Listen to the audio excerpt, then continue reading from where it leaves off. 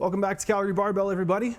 Now, we've previously done our definitive guide series for both the sumo deadlift and the squat. Today, we're gonna start on what'll be a three-part series that's gonna make up the definitive guide to bench press. The first part being all about equipment. So let's get down to it.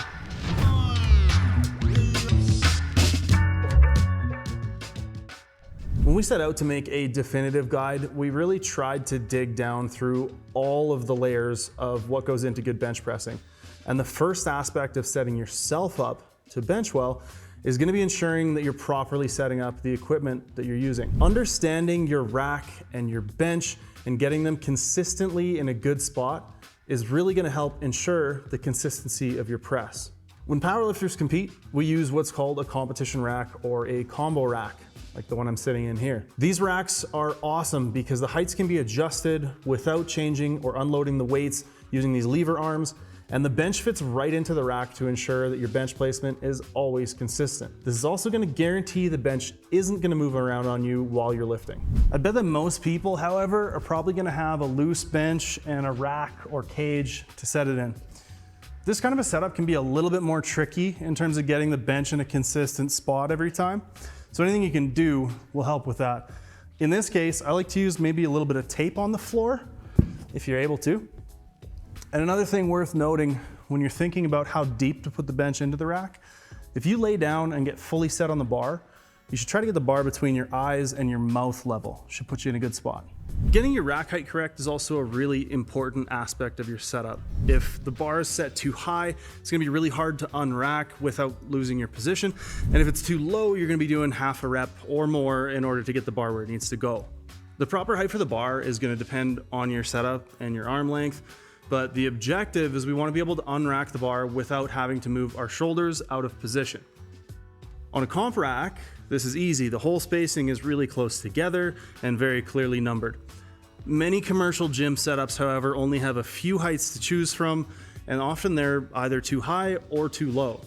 In these scenarios, as long as it's not beyond reason, pick the higher one and try to have somebody give you a handoff, which is something we're going to discuss in a sec here.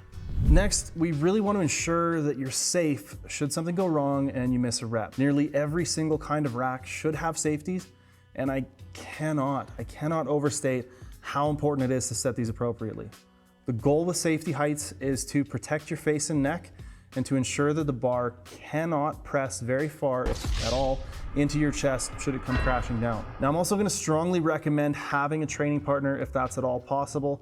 Having somebody around to provide a spot or help you back into the rack should you fail is incredibly valuable. The other value obviously added by having a training partner, especially if you have an awkward rack height, is that you can get a handoff.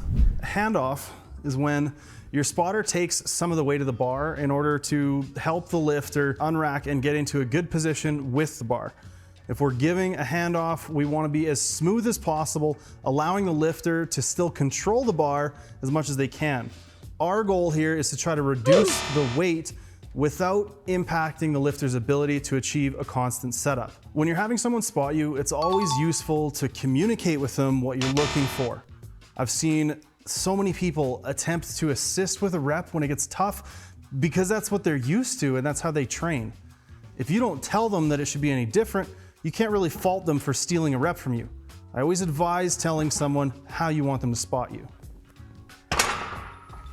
All right, so now that I've got everybody agreed to play safe out there, I'm gonna give a quick little primer on the bars that you might find at the gym. You'll notice these three bars here only have one ring in the knurling. Any bar that has just one ring in the knurling, or at least most of them, are gonna be standardized to a specific width. That width is 81 centimeters, not that that number really matters, but the thing I would look out for are bars that have 2 or sometimes even 3 rings in the knurling. Now, in the case of a 2-ring bar, like this Bells of Steel multi-purpose bar, I would recommend using the inside ring for your reference point, but grip one finger wider than normal because the inside ring is slightly narrow. The other thing that I would definitely look out for is you don't want to be benching on a deadlift bar. If you go to a powerlifting gym of any variety, maybe even some commercial gyms have deadlift bars by now, but look out for a bar with no center knurling and that says deadlift bar on the end cap. You do not want to be benching on a deadlift bar people are probably gonna be annoyed that you're using it for bench and it's gonna feel like crap to use. So watch out for that. And hopefully that helps make sure everybody's gonna be able to standardize their grip and use the same cues and use that ring as reference each time. Now that we've talked about racks and bars, I wanna talk a little bit about the equipment a lifter may choose to wear, like these wrist wraps from SPD. Wrist wraps can vary quite a bit in length as well as stiffness. Personally, when it comes to wrist wraps for the bench, I like to wear the longest, stiffest ones I can get. Others may prefer something a little bit shorter or certainly something more flexible. For those of you who've maybe never used a wrap before, I can say that flexible wraps are definitely gonna be a little bit more on the comfortable side. Wrist wraps will provide extra support for your wrist joint, reinforcing and cushioning the tension put on your wrist by the barbell by bunching up on the opposite side. If you're somebody who's never used wrist wraps before and you're looking to get your first pair, I can absolutely recommend something like the SPD flexible wraps. I would recommend them in a medium length as opposed to the long length, but you can also go with any medium length, relatively stretchy wrap from any of the other companies that make them. Also, it's worth mentioning that a lot of lifters will opt to wear a belt on the bench press to increase their intra-abdominal pressure. Others, myself included, find using a belt limits the ability to get into a good position and choose not to. So now that begs the question, should you use a belt? And I mean, it kind of depends.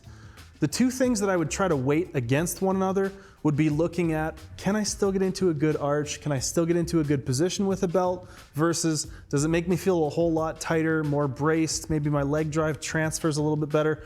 A lot of those are topics we're gonna get into later, but your initial feeling should be a good way to guide whether you should continue trying to experiment with the belt or not. Now, there's also some really strong opinions about what shoes you should wear, what shoes are right to bench in.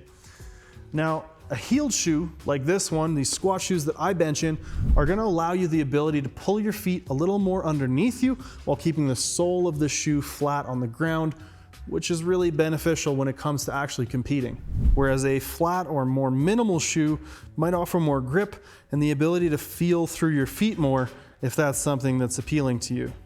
When it comes to my personal recommendation for shoes on the bench press, honestly, as long as they're grippy enough that your feet aren't sliding around while you're trying to do the lift, you're probably fine. If you're a competitive powerlifter who's really trying to min-max and squeeze everything out of their performance, then absolutely experiment with heeled shoes, experiment with flat shoes, see what suits you best. But for most average gym goers, just get something that's nice and grippy so you're not sliding around. When it comes to all of this supportive equipment, I think the thing to remember is that it really does come down to personal preference. There have been many incredible feats of bench pressing that have been accomplished with and without all of it. Yeah, come on. Part 2 of the definitive guide is going to cover the setup for the bench press.